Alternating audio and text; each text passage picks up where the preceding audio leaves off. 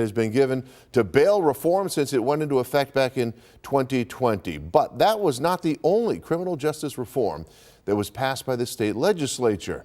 2 on your sides, Nate Benson is in the Information Center for us tonight with a look at discovery reform. And Nate, exactly what does that term mean? Scott, it's basically evidence, witness names, and other information a prosecutor would use in a trial. The reforms made 2 years ago open up the sharing of that information, and the Niagara County DA says it's impacting witnesses.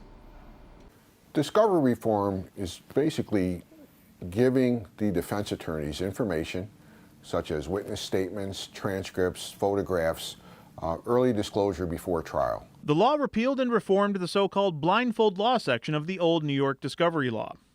Under the old law, a defendant would go to trial, and just before trial, he would get the names of the witnesses statements, and a lot of evidence that would be presented at trial. So it would pretty much sometimes be trial by ambush. The law that took effect in 2020 is designed to increase information that is shared between prosecutors and the defense. But Niagara County District Attorney Brian Seaman says that discovery reforms are having unintended consequences. I'm required to give, at the outset of a case, right at the beginning of a case, information to the defendant, including the names and how to get a hold of anyone who has information about their case. That means any witness or any person that might be a witness that I know about. The DA says witnesses are now being contacted prior to trial, and intimidation is happening.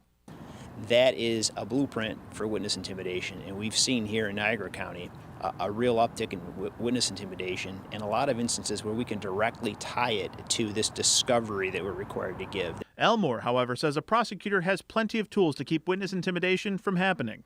If somebody is intimidated, that witness, if they report it to the prosecutor, then the prosecutor's remedy is to prosecute that person who's conducting the witness intimidation. And that the new reforms are doing a better job at ensuring the accused get a fair trial. When guilty people have an opportunity to see the strength of the prosecution's case and how much evidence that there really is, they're more likely to plead guilty and less likely to want to go to trial.